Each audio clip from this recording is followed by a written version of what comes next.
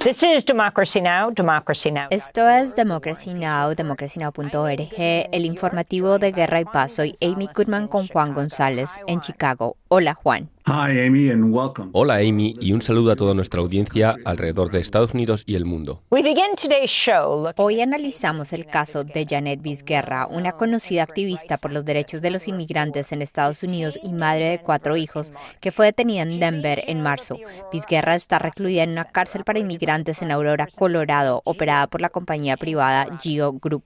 En 2009, Vizguerra luchó con éxito contra la deportación después de un control rutinario de tránsito. Luego, en 2017, durante el primer mandato de Trump, al enfrentar una orden de deportación en su contra, se refugió en una iglesia unitaria en Denver, donde vivió con sus 3 hijos pequeños.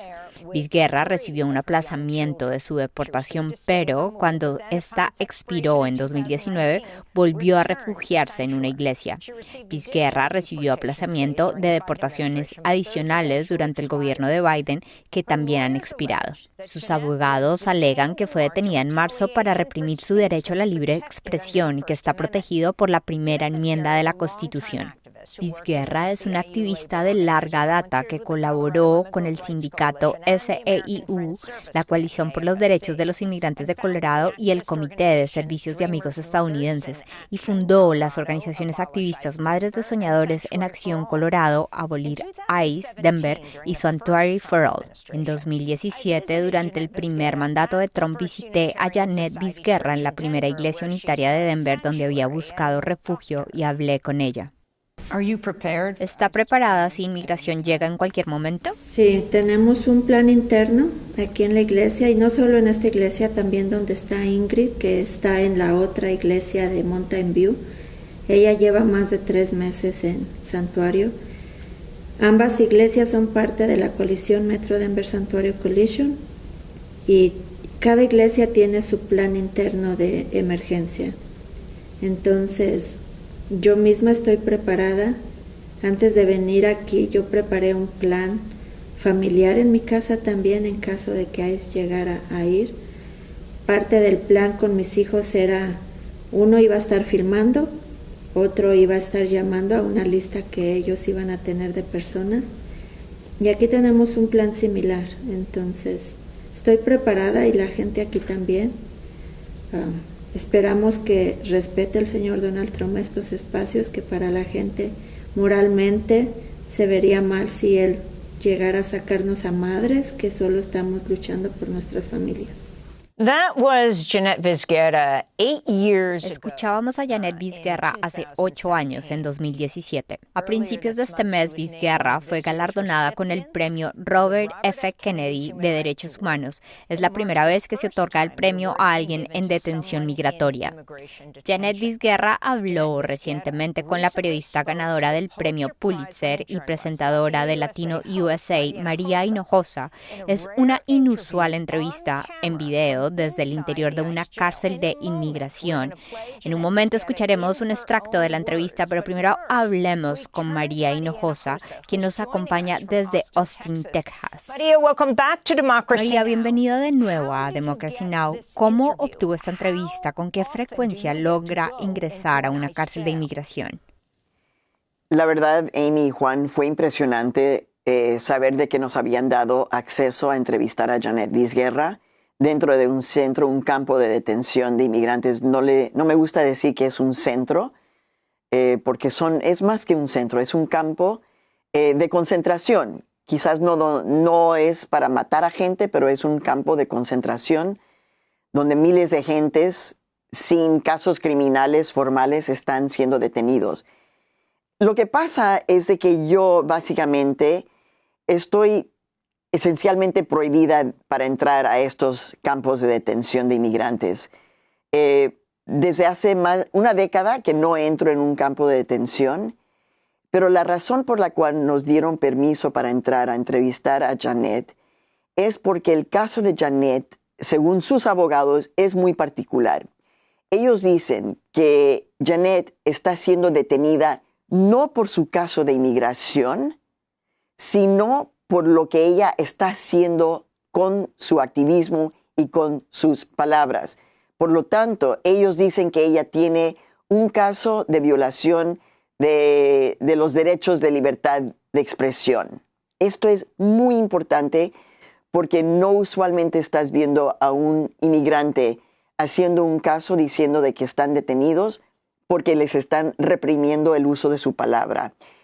Entonces los abogados dijeron de que si ellos estaban dispuestos a negarnos la entrevista con Janet Vizguerra, habíamos hecho un pedido, que sus abogados iban a usar el rechazo de la entrevista de nosotros como parte de su caso, enfrentando la cuestión de la libertad de palabra. Que si no permitían a un periodista, a una periodista nacional como yo, entrevistarla, eso iba a ser prueba de que la están deteniendo porque no quieren que ella tenga la palabra. Así es de que fue extraordinario.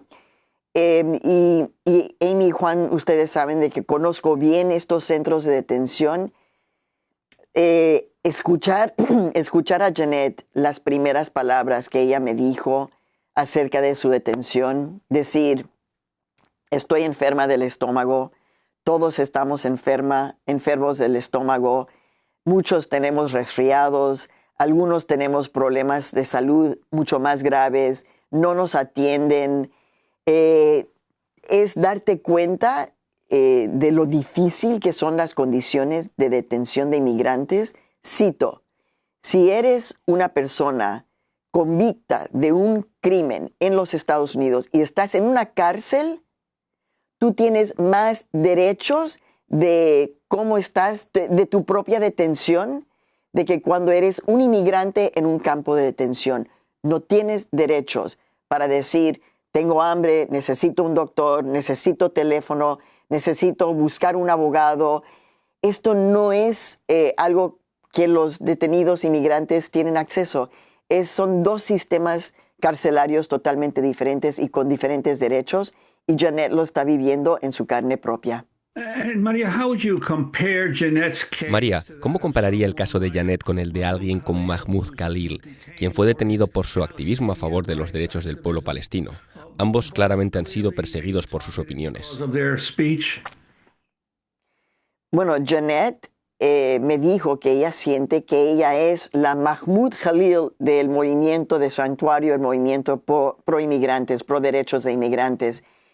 Ella dice de que ella siente que se identifica con Mahmoud Khalil porque a él lo detienen en la Universidad de Columbia, donde yo también soy profesora en Barnard College, y lo detienen precisamente por su activismo. No lo detienen porque rompió una ley, porque hizo algo ilegal en términos claramente criminales. No. A él lo detienen por el hecho de que él es activista pro derechos de la gente palestina y la gente de Gaza en este momento. Janet dice que ella se identifica como prisionera política. Es la primera vez en 3 décadas de estar cubriendo la historia de inmigrantes en detención que yo escucho a una persona decir, yo estoy aquí por mi posición política, estoy aquí por ser activista política, estoy aquí porque estoy usando mi derecho de la palabra para organizar y hacer activismo. Y ella me dice, yo estoy detenida como prisionera política. Fue la verdad, Amy y Juan, bastante impactante porque si eres un preso político en una cárcel, de nuevo, vas a tener más derechos de ser una presa política en un centro de detención de inmigrantes donde tienes casi ningún derecho, punto. María Hinojosa, I want to go to Janet in her own words. María Hinojosa, quiero que escuchemos a Janet Vizguerra en sus propias palabras. Este es un extracto de la entrevista que usted le hizo para Latino USA en la cárcel para inmigrantes de la empresa Geo Group en Aurora, Colorado. Janet comienza diciendo que sabía que podía ser blanco de la agenda anti-inmigrante de Trump. Sabía que si yo, de hecho mucha gente... colegas y amigos me advirtieron, Janet, vas a necesitar estar callada tener un plan para ti misma, no hagas ruido porque van a ir detrás de ti. Entonces, ¿qué pasó? Gana Trump y la primera vez cuando hizo la acción ejecutiva quitando los espacios sensitivos, que obviamente yo creé la fundación, la coalición Santuario, y fue un líder de Santuario a nivel nacional. Los medios me comienzan a buscar y era como, ¿lo hago o no lo hago? Pensando, ¿verdad? Pero al mismo tiempo también sentí a toda mi familia y les dije, tenemos que tener un plan, porque van a pasar cosas. Y me preguntaba eso, pero después pasó el primer operativo. Ya tenía yo como ese feeling de que algo había en el ambiente. Tengo siempre así como esa intuición de que algo va a pasar. Hablé con mis colegas, les hablé sobre un plan en caso de, un día antes, porque fui a una marcha el domingo antes de que me arrestaran, donde yo hice un llamado a la comunidad. De hecho, pude dar una última entrevista de que estamos en tiempos difíciles y necesitábamos tener también un protocolo de escalación, de cómo proteger más a nuestra comunidad. ¿Qué es el mensaje que ellos están tratando de mandar nacional y mundialmente, teniéndote a ti detenida? Están tratando de decir que ellos tienen el poder, que ellos tienen los recursos y que van a sacar a cualquier persona, no solo a mí, a cualquier persona que sea incómoda. Quieren mandar el mensaje a los otros activistas igual que yo, que van a sufrir las mismas consecuencias. Nos están queriendo callar, nos están queriendo borrar del mapa, pero yo lo he dicho y lo voy a repetir. No importa dónde yo esté, si estoy aquí o estoy en mi país, porque voy a tener alcance a nivel binacional. No importa que físicamente yo no esté aquí, aquí tengo mis semillas. Soy una presa política. Nunca pensé que yo iba a ser una presa política en Estados Unidos, donde se supone se respetan las leyes, la expresión de libertad, de expresión, donde uno tiene el derecho de manifestarse, de denunciar. Eso es lo que soy, una presa política, y no solo yo, hay otras personas que por su activismo están ahorita también presos. En 2025 estamos retrocediendo tantos años atrás, como digo, vamos rumbo a una dictadura, porque nos están queriendo callar a los que estamos levantando la voz, a los que estamos revolucionando los movimientos. Mi mensaje para toda la gente que pueda ver esta entrevista es de que ningún líder que está haciendo el cambio, su vida no va a ser de sufrimiento. Todos los líderes sufrimos, todos los líderes tratan de callarnos, todos los líderes tratan de desaparecernos.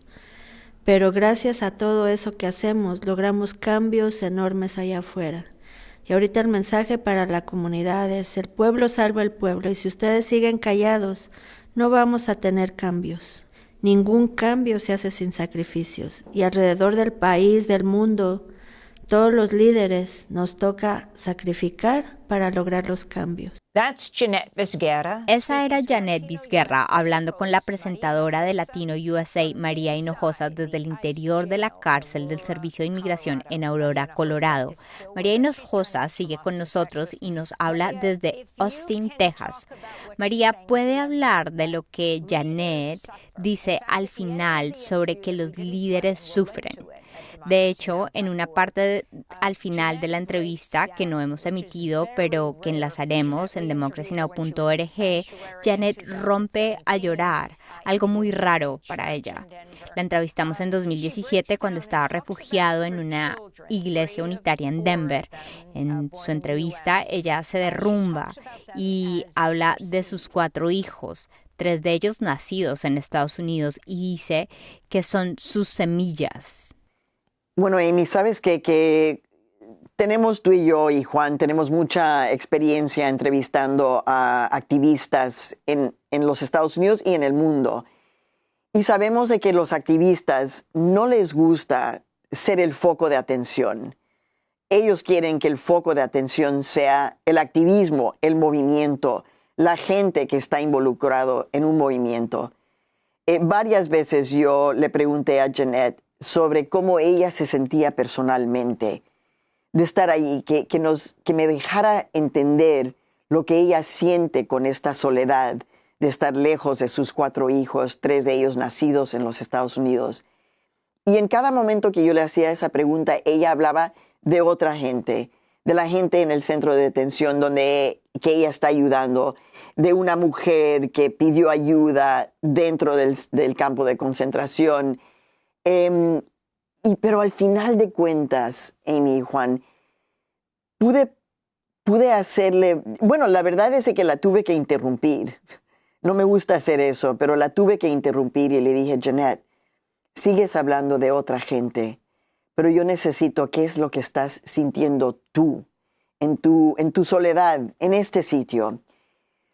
Y ahí fue cuando ella empezó a llorar, que es algo que ella no le gusta hacer frente a una cámara, no le gusta enseñar esta vulnerabilidad, pero creo que es importante que nosotros lo veamos, ¿no? Porque al final de cuentas, sí, tiene una voz muy grande, pero es ser humano, como cualquier otro. Entonces, Jeanette me dijo de que en las noches, cuando está sola en su cama, si le podemos decir así, lleno de un cuarto de mujeres sin ninguna privacidad para nada, se turnan para usar la regadera, se turnan para usar el excusado porque no hay privacidad. Ella me dice, me cubro la cabeza y lloro a llantos en medio de la noche para que nadie se dé cuenta. Pero sí te voy a decir algo que me sorprendió que dijo Jeanette, cuando ella dijo, mira, no importa donde yo esté, yo voy a seguir hablando, y si me deportan a México y me pasa algo en México, yo culpo a la administración de Donald Trump por lo que sea que me pase en mi vida si me regresan a México. Me pareció un momento escalofriante, pero te das cuenta del tipo de persona que es Jeanette. Aunque sea que todos tenemos miedo, ella no se va a callar, para nada. And Maria, I wanted to ask you about the broader issue of the last few months as María, quería preguntarle de forma más amplia sobre el tema migratorio y sobre lo ocurrido en los últimos meses, como las redadas del Servicio de Inmigración que han estado sucediendo, especialmente con agentes de inmigración arrestando a personas fuera de los tribunales y en varias ciudades. the advertising campaign. Y con la campaña publicitaria del Departamento de Seguridad Nacional instando a los inmigrantes indocumentados a autodeportarse. To self-deport. Bueno, una cosa es muy clara, Juan y Amy. No existe esta noción de autodeportación. Eso es una situación gramática que es incorrecta. La única forma en que tú puedes ser deportado de los Estados Unidos es si tú ves a un juez y el juez te manda a deportación. Así es de que, por ejemplo, las personas que se llevaron a El Salvador no fueron deportados, fueron sacados del país sin proceso legal. Entonces, Jeanette, lo mismo, es una situación donde lo que se llama el due process, ¿no? Los derechos básicos se están violando. En la primera administración de Trump, en el 2017, aquí en el estado de Texas, en la Corte del Paso, fue la primera persona que sabemos en su primera administración de Trump que fue agarrada dentro de una corte. Y se volvió una historia nacional. Nosotros en Latino USA tenemos esa exclusiva sobre Estrella, una mujer trans que fue sacada de la corte. Ahora, con esta administración de Trump, es cada día. Vamos a poner los agentes para agarrar a gente saliendo de la corte cuando ellos han seguido el proceso legal de sus casos y en ese momento los están agarrando. Los están agarrando como el muchachito de 19, 20 años venezolano, creo que su nombre es Dylan. De nuevo, un estudiante de high school va a su caso y lo agarran y lo sacan. Entonces mi pregunta para la gente que votó para Donald Trump es, ¿están satisfechos? ¿Les gusta la idea de que tienen agentes en los Estados Unidos sin ninguna identificación, sin poder verles la cara, con carros sin identificación. ¿Se sienten cómodos de tener un país donde esto está pasando? Porque el problema, lo sabemos, es de que ya ha pasado. Dicen de que van a empezar con los indocumentados, pero ya sabemos, se han llevado a un latino nacido en los Estados Unidos con una identificación legal, la más avanzada identificación, y se lo llevaron. Es lo que llamamos racial profiling en steroids. O sea, no nos podemos, todos en este país tenemos que pensar cómo podemos probar nuestra ciudadanía. Y ya eso quiere decir de que el caso de Janet, el caso de toda la gente que está siendo detenida, ahora te toca a ti. ¿Cómo tú pruebas que eres ciudadano norteamericano? ¿Cómo lo haces?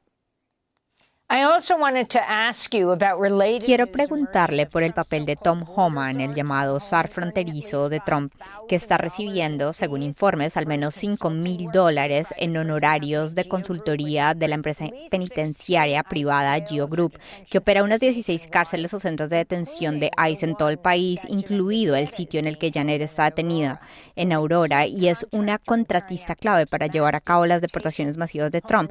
Homan ha estado al frente de las redadas, detenciones masivas y las deportaciones del actual gobierno y fue director interino de ICE en el primer mandato de Trump. Bueno, tu público, Amy y Juan, ellos saben de que existe una industria carcelera. Es una industria que hace su dinero teniendo agentes en una celda o, en el caso de inmigración, en una cama. Es así que ellos hacen dinero. Entonces, el hecho de que Tom Homan está envuelto en todo esto, y a propósito, él fue el director de inmigración bajo el presidente Barack Obama. Así es de que esto es una persona que ha servido para los demócratas y los republicanos. Y durante todo este tiempo parece de que él, en su forma de ser persona privada, también está sacando dinero de toda esta situación. Es un sistema carcelario billonario, y tenemos que entender de que los activistas de este país, muchos incluso hace 5 años, cuando el asesinato de George Floyd, hubo un activismo que empezó a presionar que bajara la detención, encarcelación masiva de gente negra y latinos en los Estados Unidos. Mientras que esos números están bajando suavemente, los números de los inmigrantes en detención están subiendo. Y esos números de inmigrantes significan ganancia para todos estos carcelarios privatizados, para la industria carcelaria. Entonces, desafortunadamente, y lo que a mí me preocupa es cómo se desconstruye una sociedad carcelaria que se está aprovechando de una situación de inmigrantes sin documentos, que pueden ser 10, 11, 12 millones de personas. Eso significa de que para ellos hay ganancias durante todo ese tiempo. Es preocupante, y tiene que preocuparnos no solamente a los inmigrantes indocumentados que están en este país, pero a todos nosotros que estamos tratando de vivir y salvar a una democracia. María Hinojosa, antes de terminar, quiero preguntarle sobre la situación actual de Kilmar Abrego García. Usted estuvo hace poco en El Salvador. Lo último que se supo fue que el congresista demócrata de Maryland, Glenn Ivey, dijo que se le negó el acceso para reunirse con él durante una reciente visita a El Salvador. En marzo, Abrego García fue enviado por error a una megaprisión de máxima seguridad en El Salvador y ha sido trasladado a una prisión diferente. El intento de visita de Ivey se produjo a medida que aumenta la presión para que Abrego García sea liberado y regrese a Estados Unidos para reunirse con su familia. El congresista Ivey compartió este mensaje en las redes sociales. Vinimos aquí para reunirnos con él y ahora dicen que tenemos que regresar a El Salvador para obtener un permiso. Eso es ridículo. Deberíamos poder venir y reunirnos con él. Ellos sabían que veníamos y el motivo por el cual veníamos y saben que tenemos derecho a hacerlo. Tienen que dejarse de tonterías y permitirnos entrar para verlo y hablar con él. Su abogado está aquí, un miembro de los sindicatos está aquí para hablar con él. Déjenos entrar, dejen de jugar y darnos la oportunidad de hablar con él. La Corte Suprema dictaminó en abril que el gobierno de Trump tenía la obligación de facilitar el regreso de Kilmar Abrego García a Estados Unidos, algo que por supuesto aún no ha hecho. Usted intentó entrar a Ensecot, esta mega prisión en las afueras de San Salvador. Cuéntenos qué sucedió y lo que opina sobre lo que está pasando con este padre de Maryland.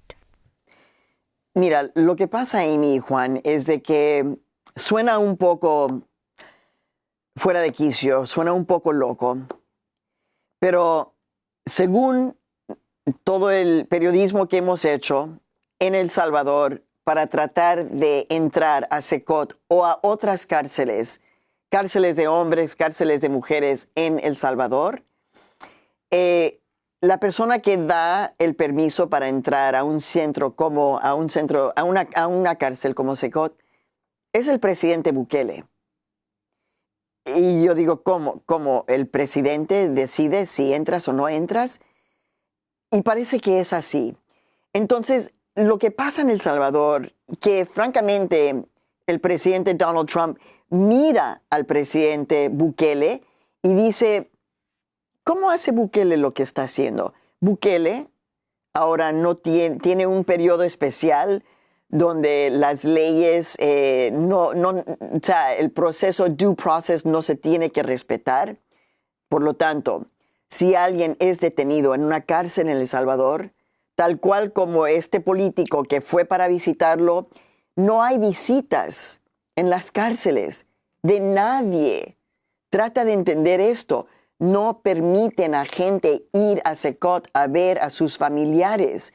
Entonces, cuando se dice que es un hoyo negro, que la gente desaparece, es tal cual, porque no te tienen que permitir entrar en las cárceles si no quieren. No, el proceso legal que te da derecho a eso, ahorita en El Salvador, por este periodo especial, no se tiene que respetar. Por eso Donald Trump está pensando cómo podemos levantar habeas corpus en los Estados Unidos, porque él mira lo que está pasando en El Salvador y él dice, me imagino, él dice, ¿por qué no podemos hacer lo mismo? Agarrar a gente sin tener que ponerles cargos y negarles toda la visita para que no tengan acceso a abogados de alguna forma de defensa. El Salvador, lo que pasa es de que todo el mundo está mirando a lo que está haciendo en El Salvador. Antes, Bukele, El Salvador era un poco como que quién sabe lo que está pasando. Ahora, el mundo entero tiene sus ojos en Nayib Bukele, tiene sus ojos en Secot, tiene sus ojos en Kilmar Abrego García, tienen sus ojos en las cárceles de El Salvador, en el departamento de Santa Ana. ¿Quién iba a pensar que una cárcel de Santa Ana, un departamento pequeño en el país de El Salvador, iba a ser una historia internacional? Por lo tanto, ya que hemos visto protestas frente a la casa de Nayib Bukele en El Salvador, cosa que no había pasado desde su entrada en la presidencia, Nayib Bukele no puede alejarse de la controversia que él mismo ha creado y que todo el mundo ahora tiene sus ojos en él y en su país. María Hinojosa, muchas gracias por estar con nosotros hoy desde Austin, normalmente desde Harlem. María Hinojosa es una periodista ganadora del premio Pulitzer, fundadora de Futuro Media, presentadora de Latino USA. Enlazaremos al video y el audio de su entrevista exclusiva con la activista por los derechos de los inmigrantes, Janet Vizguerra, actualmente detenida. Y por supuesto, seguiremos cubriendo el caso de Janet. También enlazaremos a nuestra entrevista pasada con Vizguerra cuando se refugió en una iglesia unitaria en Denver hace unos 8 años. Agradecimientos especiales a Ariel Goodman y a María Taracena. Antes de finalizar, este mes hace 20 años publicamos la primera edición de los titulares de Democracy Now! Traducidos al español, que siguen siendo transmitidos por cientos de emisoras en el continente americano y Europa y además están disponibles como podcast. Actualmente también traducimos la sinopsis de nuestros segmentos, además de entrevistas destacadas y la columna semanal. Y producimos entrevistas originales en español como esta. Un saludo especial a nuestro actual equipo de Democracy Now! En español, Clara Ibarra, Igor Moreno e Ivana Incapié. Y a Andrés Conteris, quien trabajó con nosotros para lanzar Democracy Now! En español 20 años atrás. Agradecimiento especial a María Eva Blota, Verónica Hellman, Chuck Scorish y a todos los pasantes que han colaborado con nosotros durante estas 2 décadas. Siempre serán parte de nuestro ADN. Para conocer más sobre Democracy Now! En español, visite democracynow.org/ES. Para ver esta entrevista en inglés, visite democracynow.org. Soy Amy Goodman. Gracias por acompañarnos.